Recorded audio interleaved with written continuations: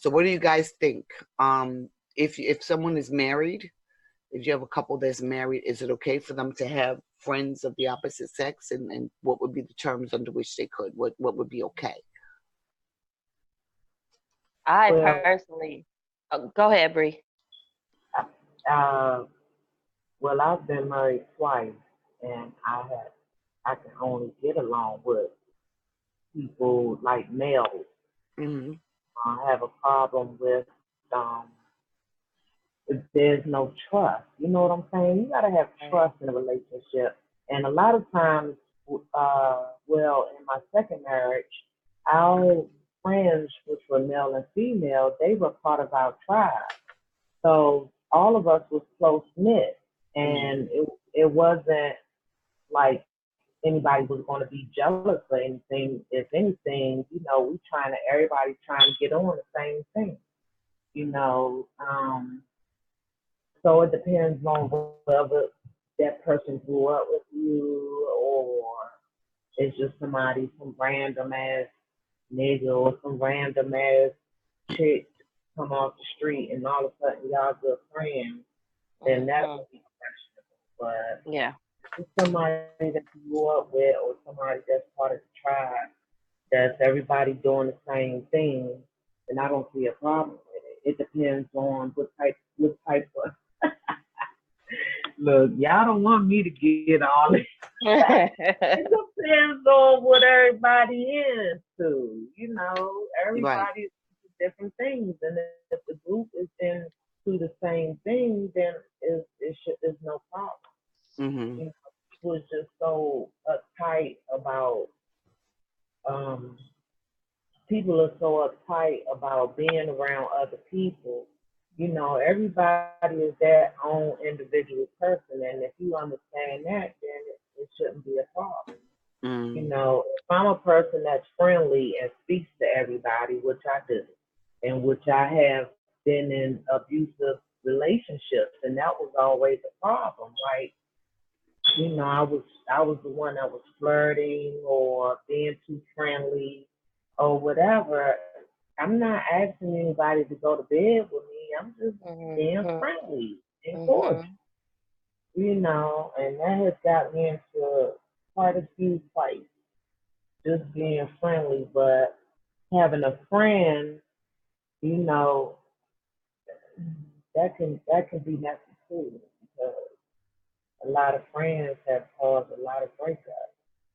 So relatives cause breakups, you That is know. true. That's very Hmm. true. That's what I'm dealing with a little bit with my relationship now because our parents and grandparents, they all knew each other. And from the years that we were separated and he was going through his journey in life and I was going through our minds, our parents wanted us to link up together to help each other in a different way. But once our relationship started blooming, his mother was really skeptical and my mother, she's completely against it. Absolutely.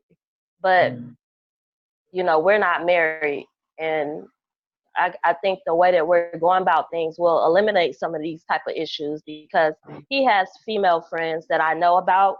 We grew up with them. We all went to the same school. I'm cool with that. It's like you said, when the stragglers start coming, out of nowhere. And because of the line of work that we're in, we're meeting random people all the time. And I know, his charisma, just the way that he is, he's a naturally energetic type of guy. He's a very friendly guy. He has no issue, nor do I, with him giving females compliments and chopping it up with the females. That's his thing. When we're out in public and just like we met his brother at Hooters to take care of some business, and the ladies coming up and just flirting with them, and you know it it puts a smile on my face to see him to have a type of conversation with a woman like that, knowing that he's not into her. But I Right. think for married couples though, like that's part of the Constitution. To me, it's got to be, we got to discuss it, and we got to have some rules and regulations that we're gonna go by. You know, as a female, I would expect the male. It's cool for you to have female friends, but that female better know her limits. you know, and vice versa for the man. That's supposed to be automatic, you know. Mhm. That's But supposed to be automatic. but I think now the way things are, the way people are so stressful and everybody's so into themselves and so self-centered, a wife will easily mistake her husband, you know, being polite or, you know, paying a woman a compliment, take that personal and, you know, take it in a negative way. Well, you know, for me, all the different types of people that I've been around, you know, you gotta first of all you gotta know yourself, and then you gotta know your partner, or you gotta know your husband or your wife, and you gotta know at the end of the day, you're the person that they love, truly love. They, you know, so even as a married couple, it is, you know, there are boundaries, and you will already know the boundaries when somebody come around. And you know, anybody come around, especially if you're married, that's all a part of communication. You want to have communication. And go ahead, little sister. I got a call. Okay.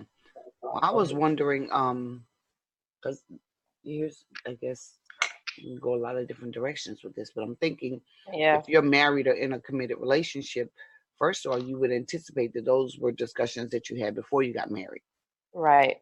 or into the relationship, establishing the boundaries, Mhm. what the standards are going to be for the relationship on both sides. And often, by the time you get to marrying someone, you've already lived part of your life. So you've established relationships with people of both genders. And the expectation is that you don't totally cut everybody loose because you still need to maintain whatever your friendships are to some degree. I just think that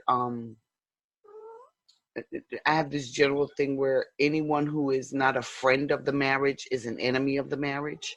So if you're going to have a female friend that you've known, 20 years, whatever, y'all started school together and you still know her. And then you and I get together and, where you still want to maintain that friendship, I would think that she would be a friend of the marriage, which means Mm. I get to meet her, which Mhm. means we all play spades together, which means at some point, you know, she's got to be willing to engage me. And at the same time, she has to be respectful. You don't get to call and talk to husband or, for the sake of this, we'll say husband, but, Mhm. committed boyfriend or whatever it is, extended periods of time outside of my knowledge or presence. Does that mean he has to tell me everything they talk about? No. But Mhm. when you start having a female relationship like that, if it's extended and you continue to maintain a lot of time with her, then what is my purpose? Because when you married me, I should be your best friend. And while you still maintain those relationships, I should still be your best friend. So I kind of feel like, yes, maintain your relationship, but as long as it's a friend of the marriage, as long as it's conducive to the marriage, as long as we're at a point where we're doing things and, she's not afraid to engage me. Maybe she and I will do some things together so we can establish a bond and a rapport. That's And what I'm thinking. and That's I what I'm feel comfortable with telling him, but by the same token, and the person who brought this to me, what I shared with them as well is, um, she won't feel comfortable with you having female friends outside the marriage until you make sure she's 100% safe in the relationship. Because if she has any insecurities, any doubts, if there's any unmet emotional needs or any unmet needs that you're not meeting for her, then you really have no business having a relationship with someone else. I don't care how long you've known them. Your job is to solidify your marriage first. If it means you have to cut everybody off, and I think back in the old days in Africa, that's one of the things they used to do. Or actually, it's biblical. When you first get married, I think for the first year or two, and this is not practical today, but what would happen is the men were not supposed to work. They were supposed to stay at home with the wife and just, kind of, I don't know, tend sheep or whatever it is they did, but establish the bonding, establish the household, establish the boundaries, kind of, get the flow of how everything's going to go. And then they go out to work, which is one of the purposes of the dowry as well to assist in maintaining while he's in that honeymoon phase, if you will. And it's not just sexing all the time, it's building the bond, spending the time together, so that when he does leave the home and go out, he can interact and have business meeting and business deals or friendships or whatever it is with other women, and the wife feels secure in the relationship. She doesn't have to worry. So that's one of my thoughts on it. The other thought is, like you all just brought up, when you bringing in some random people after y'all have gotten together, and these people you don't know, or even if you do, you bring in random women or guys every time you turn around. Well, hey, hon, here's this new guy I met at Walmart. Here's a new guy I met at Target. It's like, wait a minute, hold on, what the hell? Why you? Nah, that's an issue. Yeah, that's an issue. Really, But if you do meet a new female, then it should be a matter of, okay, well, I want you to meet my wife. Or the wife should, or the female, if she knows you're married, if she has any kind of decency about herself, she should be saying, I want to talk to your wife. If we're going to have a friendship, then I need to talk to your wife. I need to kind of clear it with her, make sure we're on the up and up together before I start building any kind of relationship with you. To me, that's a woman of character and integrity. If she meets a married man and for whatever reason they're going to click, if they're work partners, and they're going to be working together on a team, at some point it's like, okay, well, you know what, at some point you got to kind of pull me in, make sure wife knows, because we'll be working late, or I'll be calling, or whatever the case may be, and you just want to square everything away. That's respect, is what that is. And so I'll give you a little bit of the background. The person that called had an issue. They are married, and there's a small age, like maybe a 5-6 year age difference between he and the spouse. But he has some female friends from prior to the marriage. And the wife was okay with the female friends as long as they were dating. And then, when it came time for the wedding, she didn't want any of them at the wedding. And then after the marriage, she didn't want him to have any relationship with them. Now, what he says is that she's got some infidelity in her background from a previous relationship. So she's kind of, having those trust issues. Now, of course, he didn't realize it. That was something he bottom line said. They didn't have any guides. They didn't have premarital counseling. They didn't have any of that. So it was not discussed beforehand.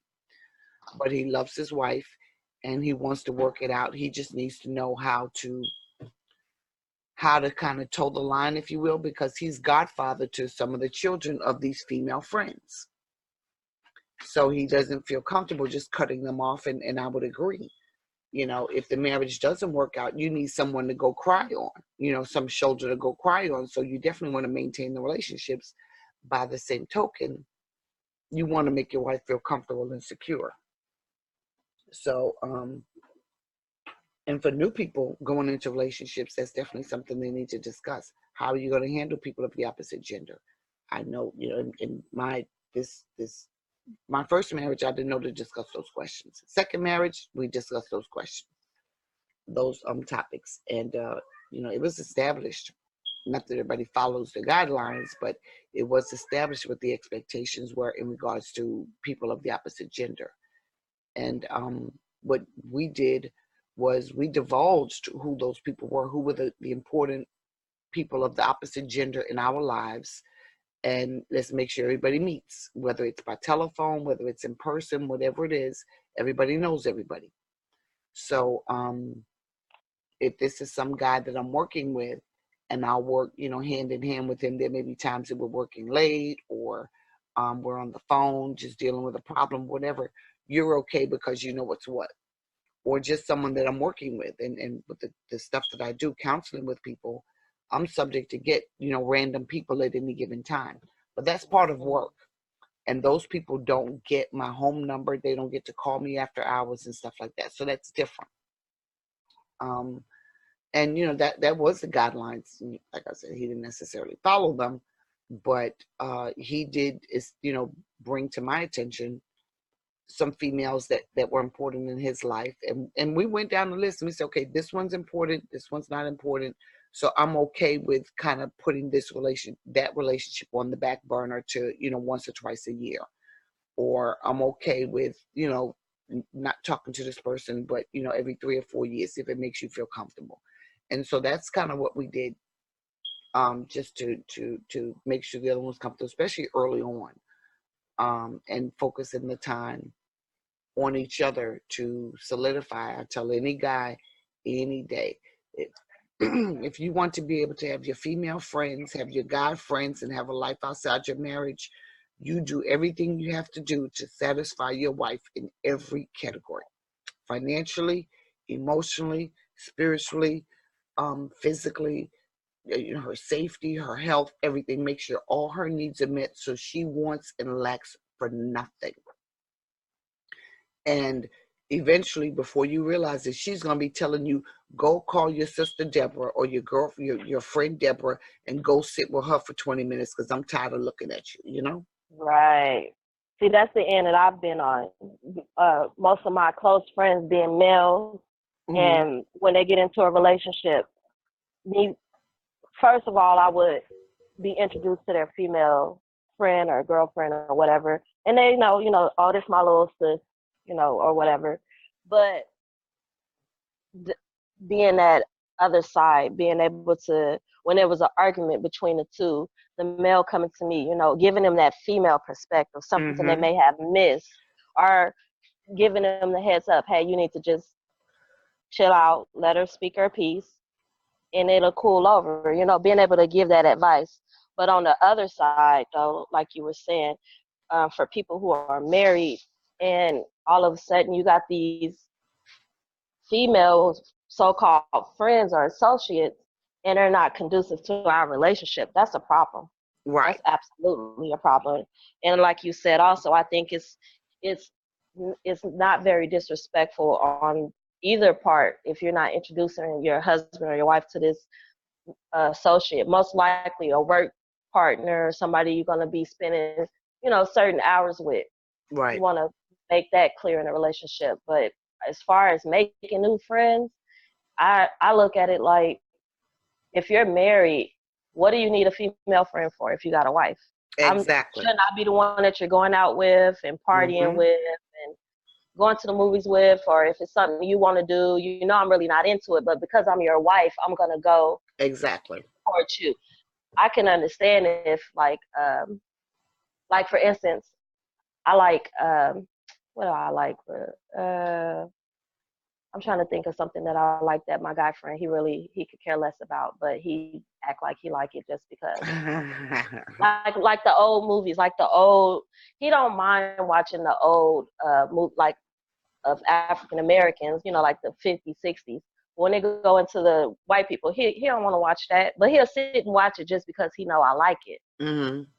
Okay. I don't think a guy, you don't need a female friend to go to the movies with.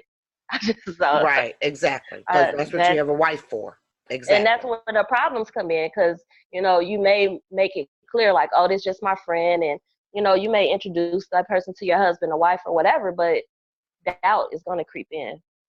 Exactly. And I think that's something people tend to miss. That's just a friend of mine. Yeah, it's a friend, but when you're to the point where you're spending, and then you have to wonder about how much time is being spent. Because if you're spending too much time with this friend and your spouse is at home and you're, like you said, went to the movies with a friend, or every time you turn around the friend is calling, or every time you turn around the friend needs money, or, they've got some issue with their home, it's like, wait a minute, who are you married to? Exactly. It can be the same as mother or sister. It doesn't have to be female friend. It could be mother or sister, because women tend to do that. I mean, we're catty. We can be catty.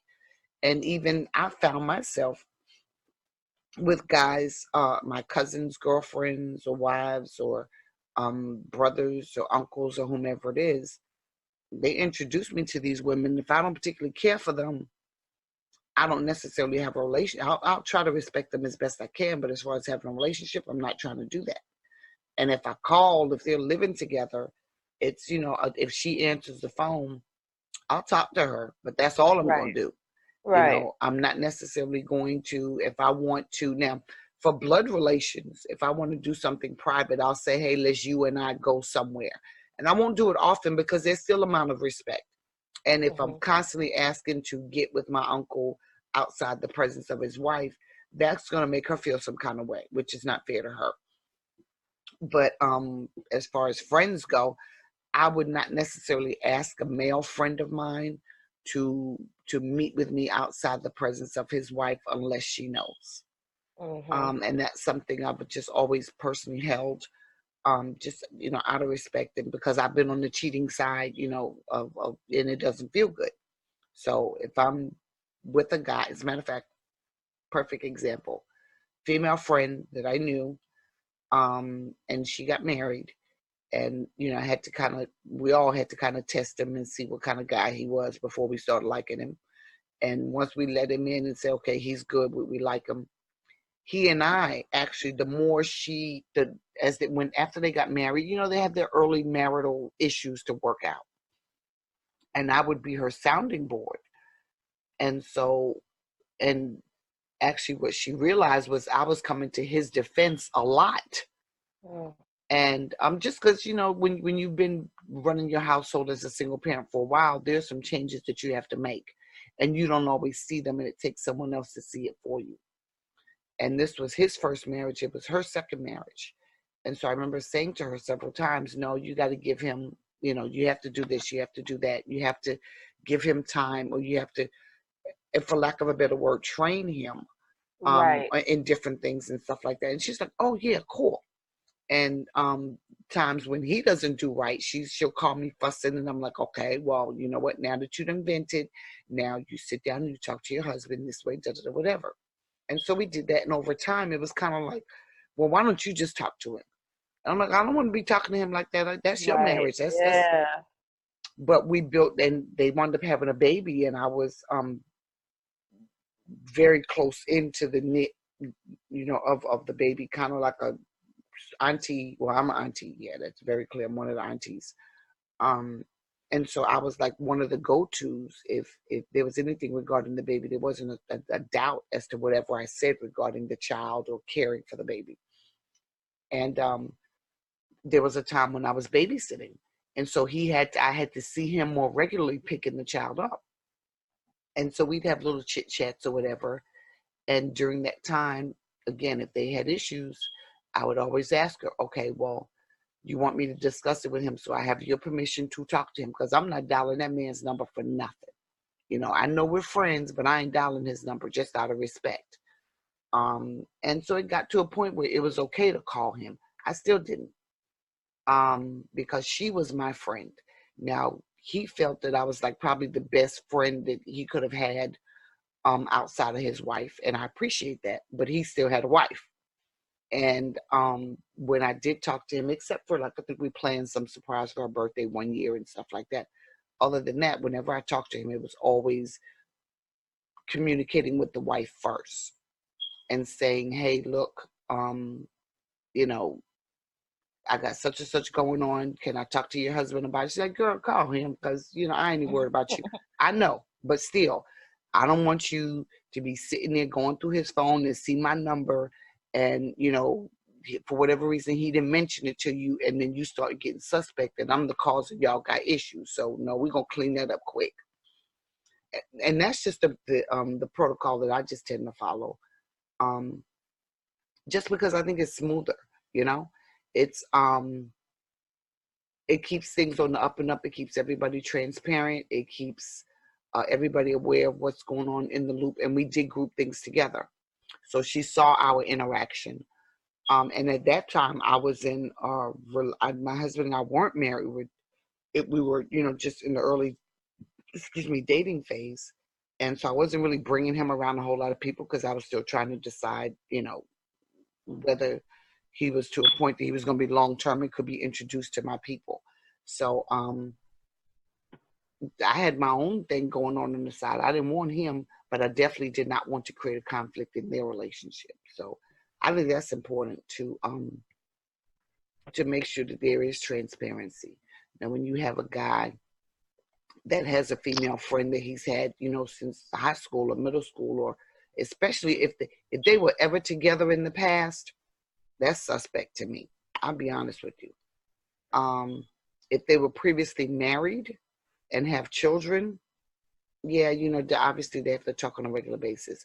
If they were married with no children, depending on how long they were married and how long they've been apart, there may be some need for them to keep in touch with each other, just, to handle whatever they need to handle. But if they were just boyfriend and girlfriend in high school and they still trying to be best buddies now, that shit ain't happening. I'm just being honest. No, I'm not in agreement with that, because that means, to me, the first time he and I get into an argument, where's he going to go? And you found solace in her bed before, which means you'll find solace and comfort in her bed again. That ain't floating. So if it's strictly platonic friend, yes, as long as it's transparent. Ex-girlfriends, bullshit. No. You don't have no need for that, to me. And see, that's the dilemma that I would find myself in with my relationship, because the mother of his kids, she's a very important part of our business. And okay. I got to keep it 100. Without her, I would be missing out on a big part of my business. Okay. And, I have issues with, when he's calling me, and because she's going through a lot, and he calls and complain about some of the mistakes she make within the business, that could hinder us in some ways. But I talk him through it and tell him how he should approach her, and try to keep him in the mind frame of her mindset and all of the personal things she's going through, without really triggering him, or making it, or irritating him, or even irritating myself with the idea that something could be going on. Because there's little conversations, when we're on three-way, and little terms and things they throw around. But at the end of the day, to me, business is business. There you go. And if it's a major conflict, I don't have no problem cutting off personal ties. I don't care about our family heritage and how long our family's been knowing each other, and all our story, our love story, this great story of ours, and how he trying to help her with her whatever. Okay, y'all do it together then. Don't mess up the business. That's just how I'm looking at it, because I always got to keep in mind that, I'm an 80s baby, and the relationship and the friendships and the things that I saw growing up in Mississippi and in California, compared to being in my 20s in college, and how everybody was doing their thing. And now the way people are now with relationships, you know what I'm saying? Because, you could be a pastor and such and all these notable people, and you're still cheating on your husband or your wife. Right. So at the end of the day, it don't really matter. At the end of the day, all you can do is try to convince yourself that this person is doing the right thing by you. Right. And hopefully you don't catch them doing nothing shady and you don't hurt nobody. But I just try to keep in mind that, we all adults, and it's not anything that can't be discussed. And right. I make sure to remind him daily, it's about transparency between us. You know what I'm saying? And that's what's going to keep everything going smoothly for me. Exactly. And I just leave it at that. And, I know friends that he have, and, he know me. I'm pretty much an open book. My phone ain't ringing. Ain't nobody pulling up at my house and all these things. I don't get text messages from guys and all this. I don't do that. I'm too focused on my daughter and, trying to, what you got going on. Trying to stay focused on what I got going on. You're right. Right. And when it comes to all this extra stuff, these little games, and because you see the signs, you see the red flags, you see it, and it's about calling it what it is and calling it when you see it. And it's also about, are you going to tolerate and play these games and worry yourself? Are you going to cut all the BS out and cut all the BS people out? You want to be married to me or in a committed relationship with me, but you still, you know what I'm saying? Holding on to your exes or your girlfriends. And you trying to make yourself believe this lie, and you thinking I'm believing it. Because my number one thing is, don't compare me to somebody else you've been in a relationship with. Because I haven't had too many serious relationships. The life that I lived and the way things came about in my life, I didn't take guys serious. I had a number of pimps come and tell me, gave me the game, you know what I'm saying? So I never took him serious. But as I got, with my daughter's father, I didn't even take that serious. Like, out of that relationship, I got exactly what I wanted, what I prayed for, and that was my daughter. Okay. And, we parted ways, and we cool. We cool. I got his back. I may have his more than he had mine. But during our relationship, his little friends that he had that popped up, okay, those were your friends or whatever. But this is, you fit the description for me, and this is what I'm trying to do. So you trying to help me out with this? You know what I'm saying? And he stuck to me like glue, because he seen what I was about. He seen what I was on. I was working. I had my head on straight. I wasn't playing no games, and I wasn't like no other females. And I told him, you can have your friends, and we'll go hang out, go to the bars with some of his little female friends, and they were cool. They was cool with me. But at the end of the day, when it comes to being married and having a serious relationship, like, it's gonna be some rules and regulations. And it's about respect and transparency. So, with my guy friend now, I'm committed to him. But when I have some for real super facts in front of my face, oh no, it's a wrap. That's not what we agreed upon. Period. Exactly. And I'm not for to play these games with you. I'm not for to listen to your sad story, because all of this stuff we're going through, all of the talking and the relationship constitution that we got, that we're gonna get laminated and carry around with us. You know what I mean? All these things, the therapy, all this stuff that we're doing to make this relationship a strong relationship. Hey, the first time either one of us mess up, that should be it. Well, I don't know about the first time, I because don't- people mess up. No, you don't throw it out immediately, because I think people don't stay married 75 years if they just going to walk out the first time somebody screws up big time. I mean, because you have to think about, but you also have to think about, what was it? Was there something in you that was not meeting his need? I'm talking about if you cheating, or you putting your hands on me, you know what I'm saying? Something like that. If you're not helping me with the responsibility of the house, like, I'm thinking you paying bill and the bills ain't pay, stuff like that. Girl. Now, yeah, I know there's things people can do that can, but it's some things that I done seen, and I just know for damn sure I ain't going through that shit. Hell nah. Especially, like I said, with my relationship, when we sat down and we wrote down things that we do and don't expect from each other. When we get married, we going through therapists, looking for a therapist that's going to be suitable for us. That's within our budget and all these things. Like, we taking all these steps.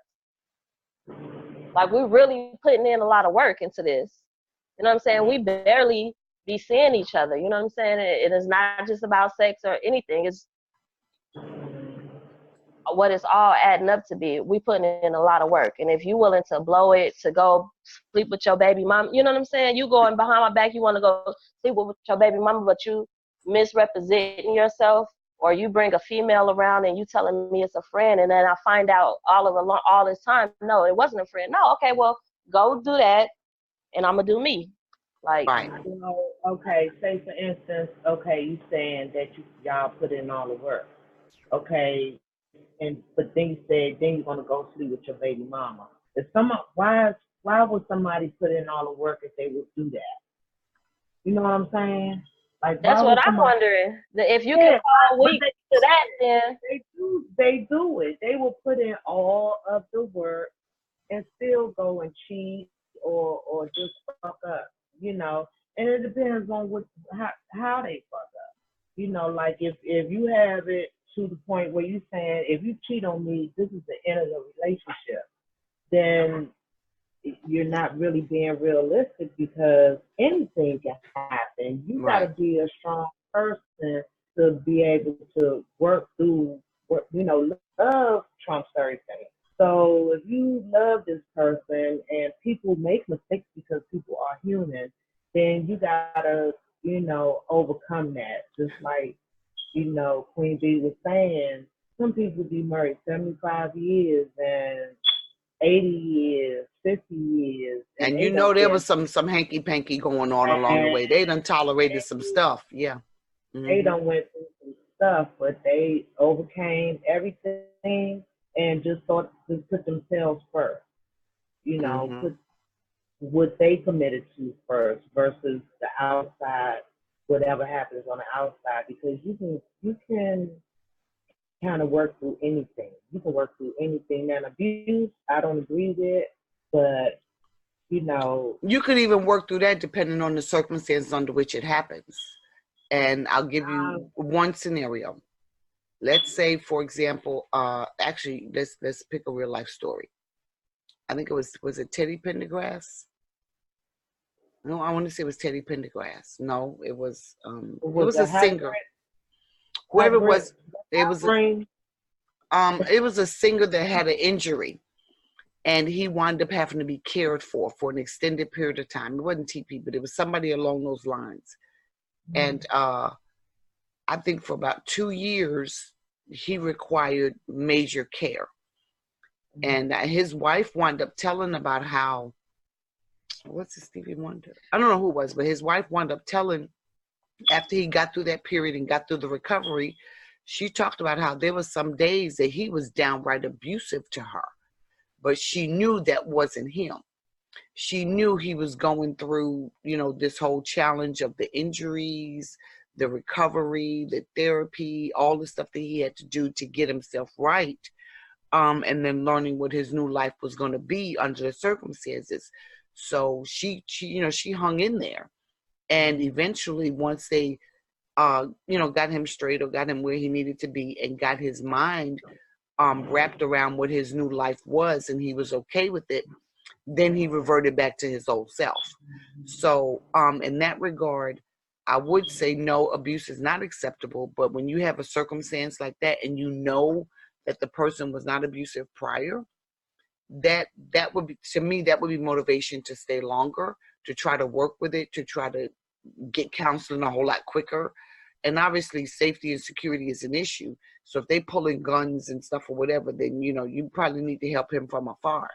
But if it's not to the point where it's life threatening, and you know that they have a history of something other than, and there's some certain circumstances, mitigating circumstances that seem to precede the behavior change, then I would be willing to stay a little longer and, work it a little longer. But if there's none of that going on, you just woke up and you decided you want to start beating the hell out of me, then, we're going to fight. I'm going to have some scars. You're probably going to kick my ass, but it's going to be over.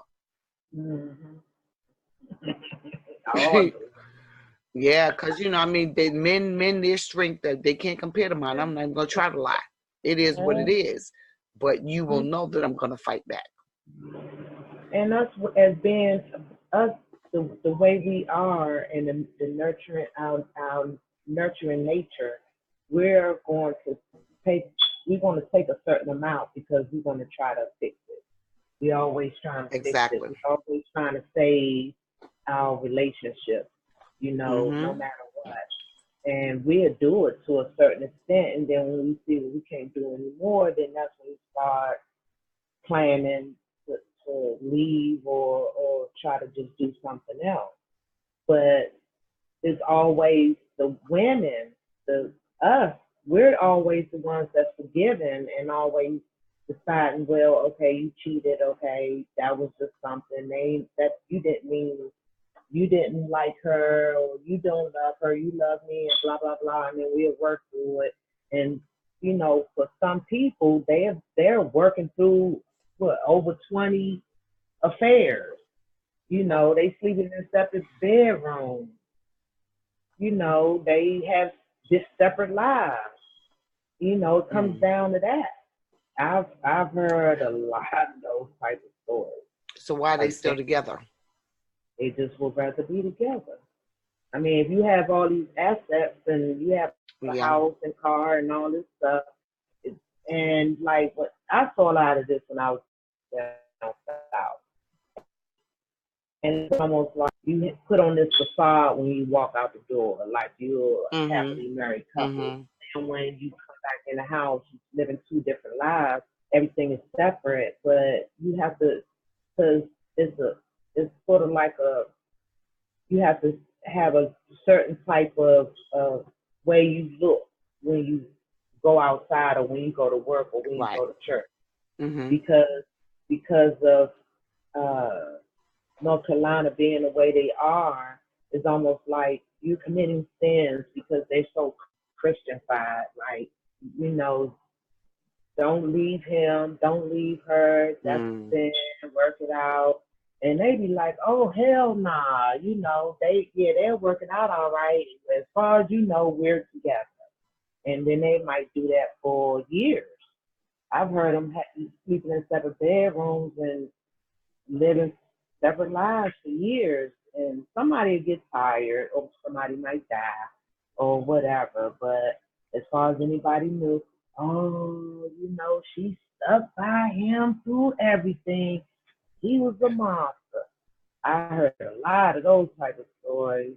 Oh yeah, Bessie, she was a bullet, but I loved her. I loved everything about her. I wouldn't trade her for nothing. You know. And see, that's something actually that came up once before.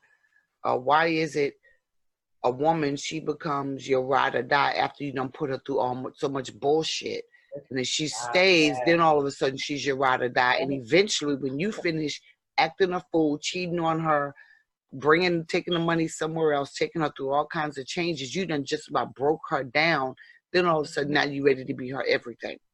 And she's gonna be it. Exactly. Wives on the side, girlfriends on the side, probably a dude. There I ain't no telling. Hell nah. See, that's why I'm like, hell nah. I'm not I just can't allow somebody I just can't imagine my life like that. Hell nah. They gonna be like, he passed away and she wasn't even in the country. You damn right. Shit. You damn right. He was doing whatever. So, you know, I feel like I only got one shot at this experience on this earth. And, you know, I don't want to be alone to do the things couples do and the travel and stuff, but I'm not willing to tie myself up emotionally with somebody when I could be enjoying myself by myself. Right. So let's just recap that really quickly because I know we'll get into. And let me tell you, I did get a call from someone who is having car trouble. So they need a ride home from work.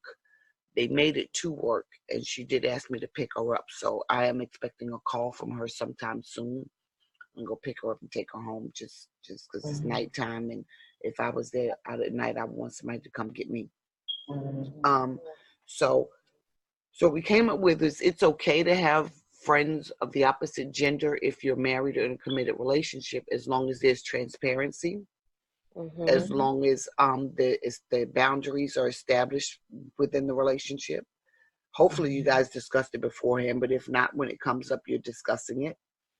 As long as the friend, whomever it is, whether it's male or female, is a friend of the marriage and they're conducive to the marriage and they're because here's the other thing, and this kind of, we didn't hit it, but if they don't like your spouse, they're not a friend to your marriage.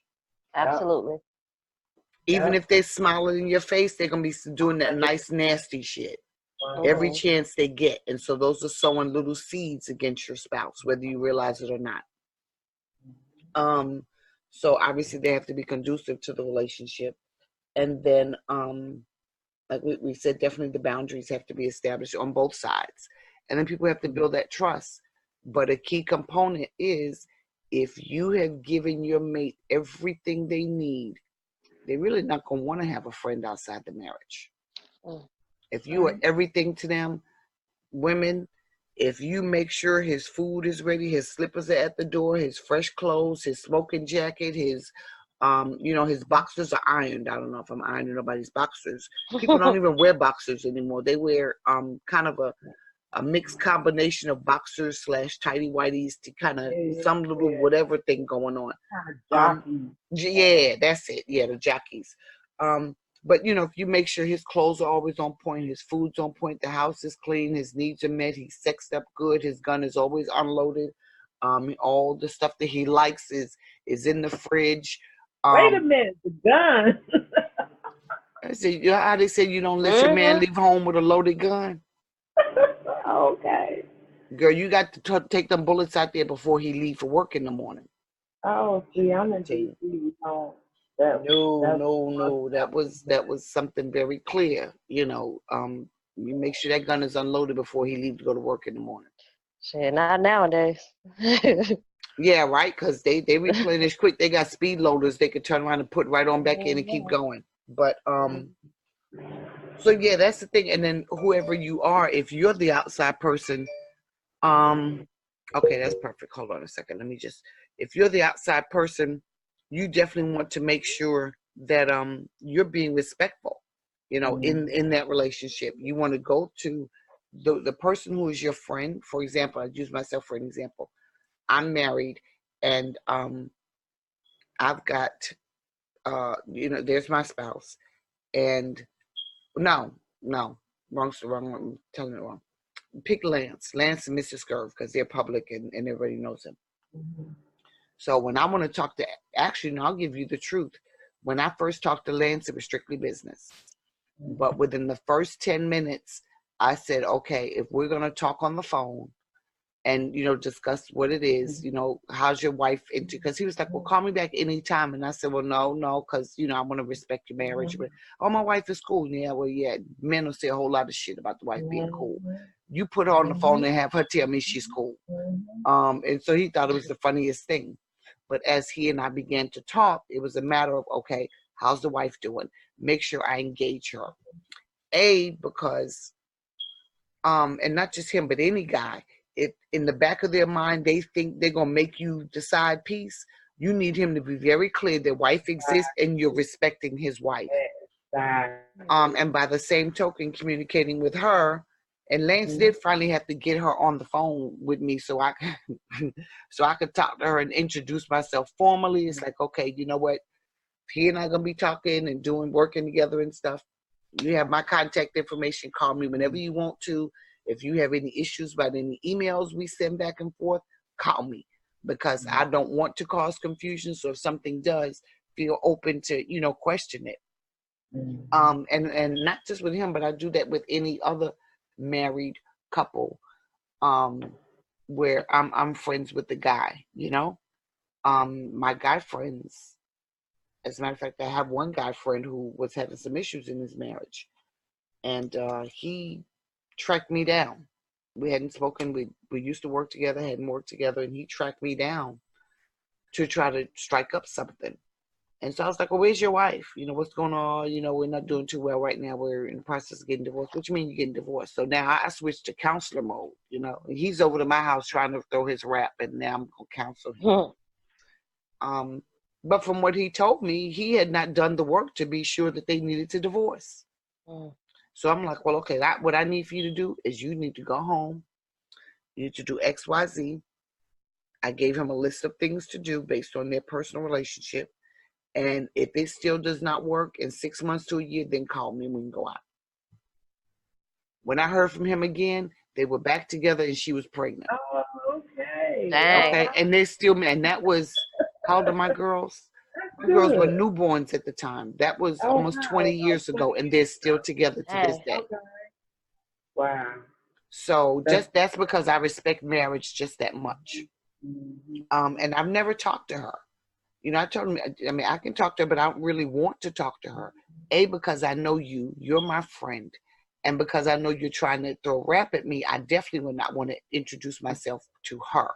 However, I need you to go make a real effort at your marriage. Somebody along the way did not teach you right. So I'm telling you, make a real effort at your marriage. And when he did that, and he started doing them things, and he said, he appreciated me sending him back home to his wife and not being the one who, he laid up with.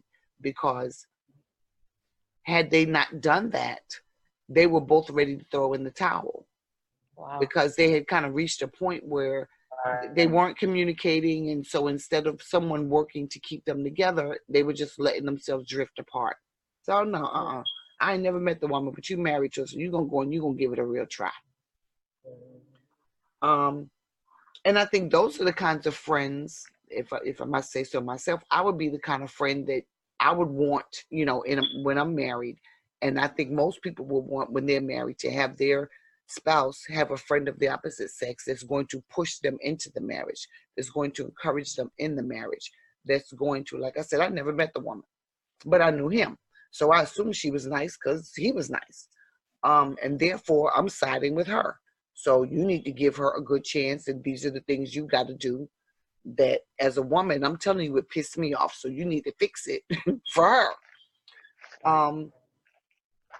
I think part of it is that we just need to get back to remaining committed to our commitments.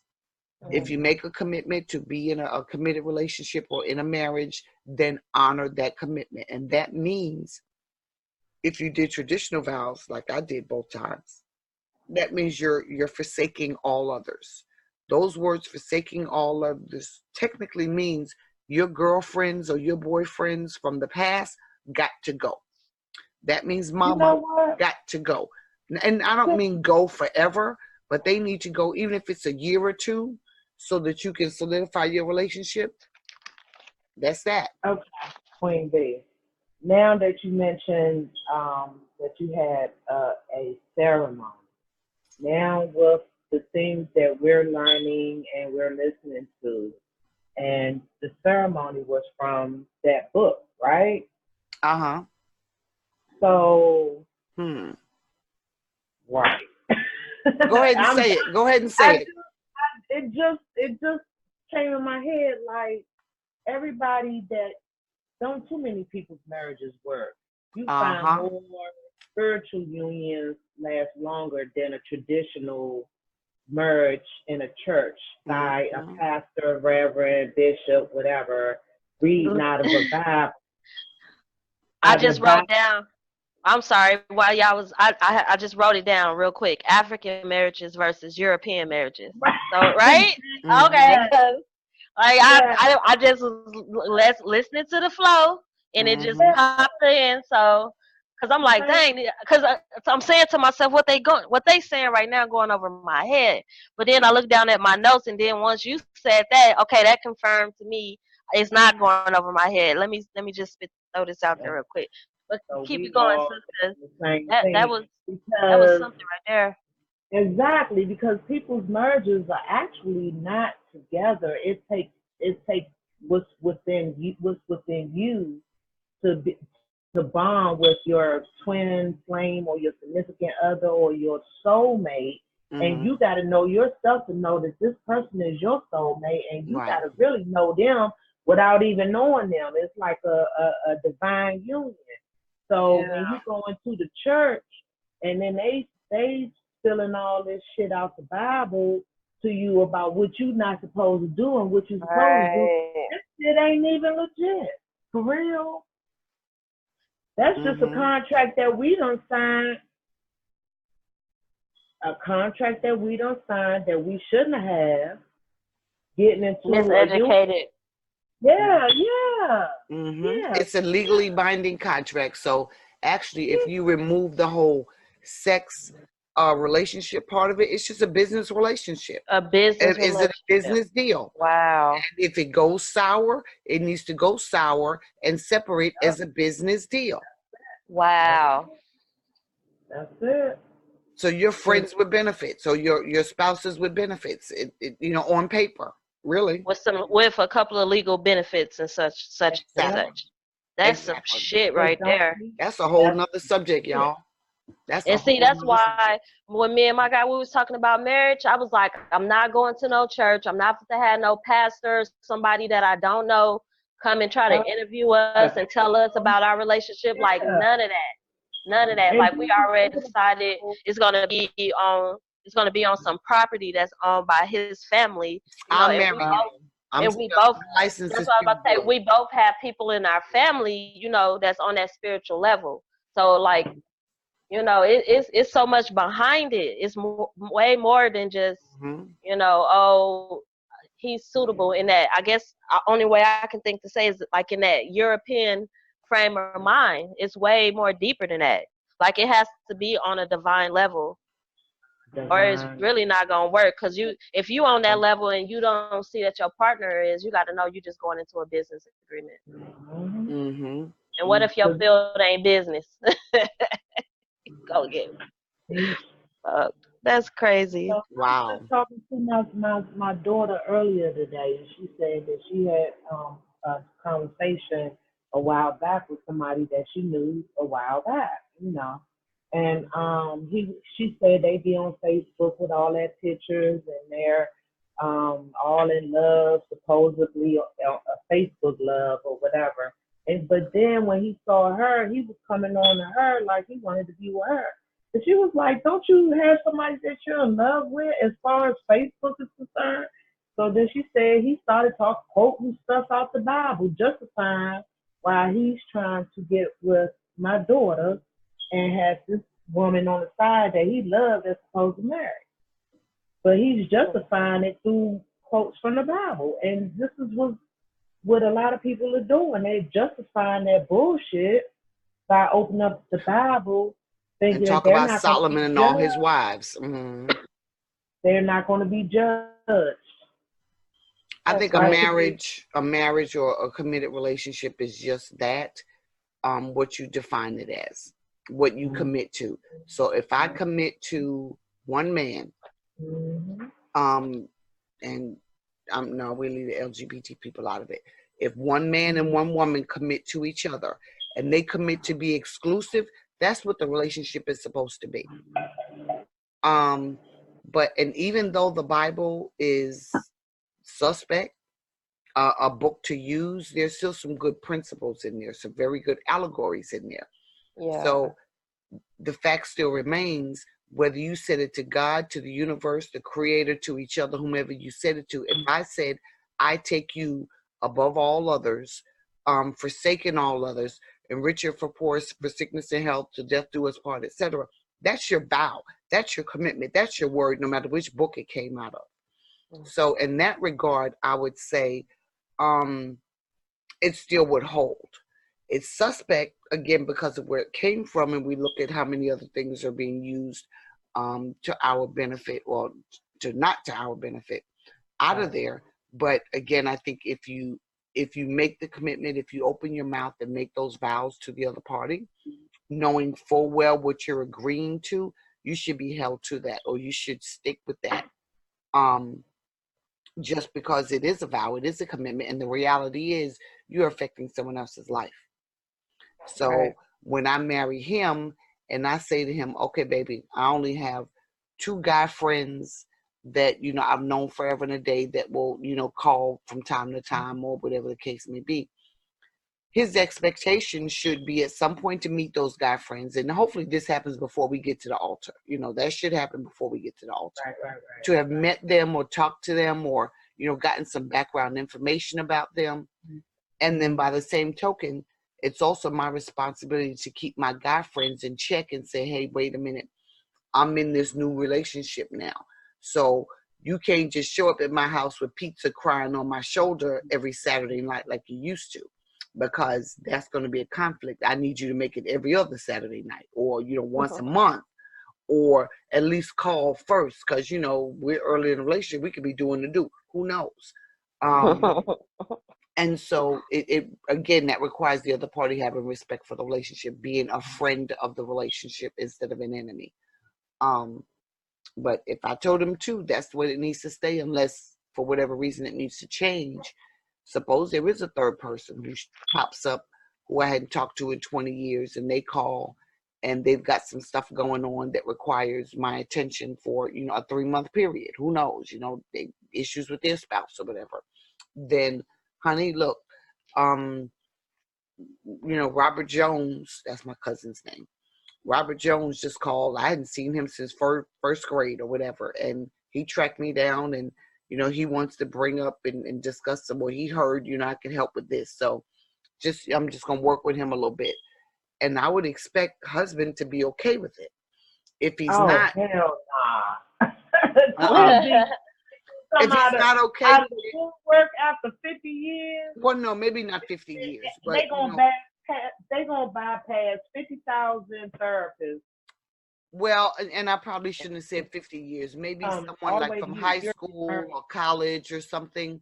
Because I do have, I think I was telling little sister, I had a guy that I dated in college, and I hadn't talked to this guy.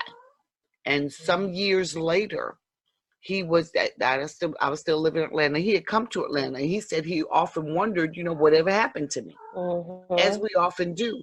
And so he didn't know what my situation was. So he went to my P.O. box and he stuck his business card in my P.O. box. And so that gave me the opportunity to contact him, and him not create any conflict in the home.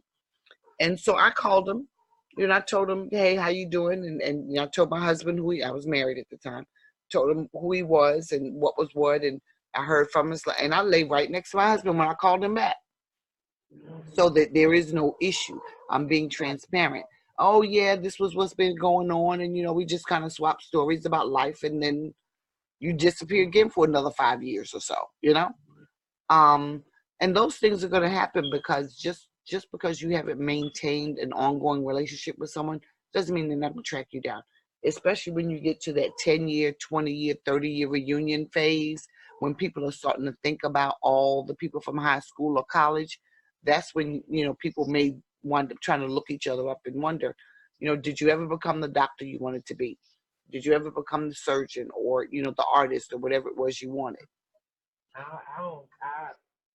No, it's only two people that's going to track me down because they already know my MO. And they were my two best friends from high school, from 9th grade. They know where my grandmother lived. They know where my mother lived. And anybody beyond that, and that's because we all have established relationships. They're like my sister and my brother. So if we have any family events, they are automatically there. They are automatically getting invited. Anybody beyond that that's looking for me, that's suspect. And they better not show up at my mother's house. And they better not show up at my grandmother's house. And don't be asking me about nothing that you thought I was, because within that 5 or 10 year span, you don't know what that person has got into. Right. They probably could be running from the law and trying to find somewhere to hide. Or they probably could have had killed. I didn't think about that. My paranoid ass. They could have done shit. But now I do have a friend that I kind of grew up with, like I knew in my high school days. And this guy and I, growing up in New York, we spent a lot, not just me and him, but our little group, we spent a lot of time just kind of sitting and thinking about where we were and the poverty we were in and just, how do we get out of the ghetto and stuff like that. And so I was one of those that left home, went away to school. He didn't. He stayed and he got caught up and wound up having to do some time and stuff. But what I remember, as you bring that up, is every time I went back home to visit, I always stopped by and said hello to him or his mom or his family. And even when he changed jobs or I lost his number, whenever I went home, I tracked him down. I would go to the last known job or the last known whatever, and I'm looking for, his name is Robert Carter, right, same name, go figure. If he hears this, and I would track him down. And whoever he's, I don't care who you're dating right now, because I don't want you. I hope you told her who I am, and I'm a longtime buddy, and I have a tendency to pop up into the city every how many years and look you up, and we'll do lunch or dinner or whatever it is, and then I will see you again till next time I come back to the city. That's just how we do. So in that regard, I guess I probably need to be a little bit more respectful. But usually it gets cleared away. The women don't like it. As I think back, they did, because they're like, who is this random girl just kind of showing up at your job, and you got to go take out to dinner. And dinner is usually some all-night restaurant. Just sit for 4 or 5 hours and chat about what's been going on with life. When it's over with, we hug. I won't say kiss, but hug and like cheek kiss, kind of whatever. And it's good seeing you. And then, I go back south, and he stayed there in the hood and did what he did. So yeah, in that regard, I guess I was kind of maybe I guess to some degree be inappropriate, because I probably should have gotten his number and called him and asked if it was okay. But I like the element of surprise too. So I would find out where he's working. They can go both ways. And you know what? And I would be open to it, because at no point, if I think back, at no point did I ever say to him, "You can't bring girlfriend with you." Right, It right. was always a matter of, hey, he'd look up and I would be standing there at his job, or, call him down or whatever. And he's like, hey, hugs, how you doing? Da, da, whatever. Okay, but what you doing later? When we going to hook up and grab something to eat and just catch up? So, and at no point did I ever say, well, girlfriend can't come or whatever. I'd always ask, what's going on? What are you doing? Who you Right, dating? Or, whatever. And I'm always open to it, but he never brought up, I want to bring girl with us. It was always a matter of he and I would just go to whatever restaurant we picked and just sit for hours and catch up. And then I get in the car, go my way. He get in his car and go his way. And that's just, probably because it's gonna be an issue. yeah, yeah, Just not telling you that, but it will probably be an issue because yeah, if it wasn't, then she would come along. right, right. See, guys, y'all need to do that though. Well, guys and Yeah. girls too. If there are people that you have some sort of bond with that you're subject to see at some point, like in that scenario, tell her, Brenda, I don't talk to her all the time, but when she comes to the city, we usually hook up and grab something to eat. I never know when she's coming. Usually around the holidays is when she comes, and she doesn't come every holiday. But, once a year. I used to go home for sure once a year.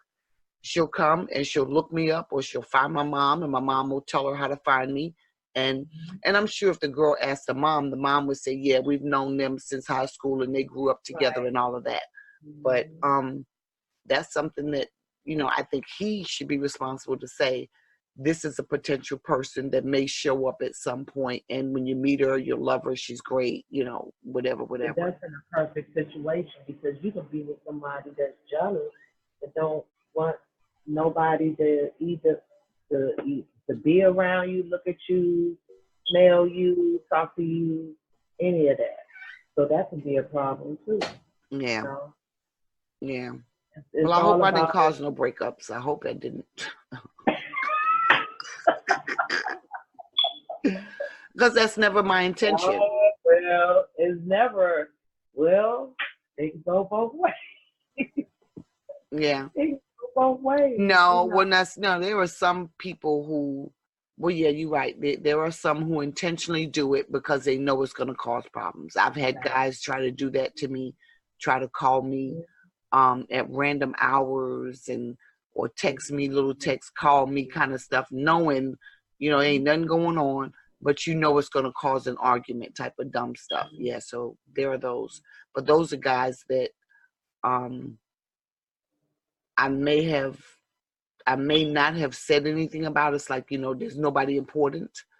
Matter of fact, I did have a guy. He texted me, hey baby, what's up, or some shit like that or whatever. And I'm like, I could see who it was because I still had his number in my phone. But I texted him right back. I said, who the hell is this? He was like, it's me. Remember? And he called his name. I'm like, oh, okay, hi, how you? And he said, how the kids and whatever. And I was like, well, my daughter's fine, but the girls are fine, my husband's fine, and I'm fine. He's like, oh, you got married? I said, yeah. So do me a favor, don't just randomly send no text about, hi baby, how you doing, because you don't know what that could create, and I showed it to him, to the husband, and said, look at this, I'm on the up and up. But that's how you handle those kinds of situations when they pop back in your life and try to make it seem like there's something. I don't understand all that popping back. Like, they don't even have my number after it's over. It's like well, but see, no, I don't change numbers. I don't change. My number was the same for almost 30 years. Well, that was called Yeah, when you have a number for almost 30 years, and it wasn't a big deal. It only happened, I think, twice where I had random people just show up, and, they kind of showed up in a way that kind of could have been perceived as something going on. But I nipped that shit right in the bud from the jump. It's like, okay, well, first of all, let me let you know. The way you address me is inappropriate. We are not together. We're not dating. There's nothing going on. I hadn't talked to you in years. So don't text me talking about, hi, baby. I'm not your baby. Yeah, because I would never call anybody that I knew from back in the day. If it ain't those two people that I grew up with, that's part of the family. Uh-oh. Did bring they it. seem that, Oh, you know. Oh, okay, we're back. Well, okay, lady, that's my time. My watch guard here has just popped in and let me know it's time for me to go pick the friend up. Now, if y'all want to continue the conversation, you can. I can just move myself out of it. If you yeah, I want gotta to wrap no, it down. yeah, we can wrap it up. Okay. Yeah, We'll continue this another time. yeah. Okay. Well, cool.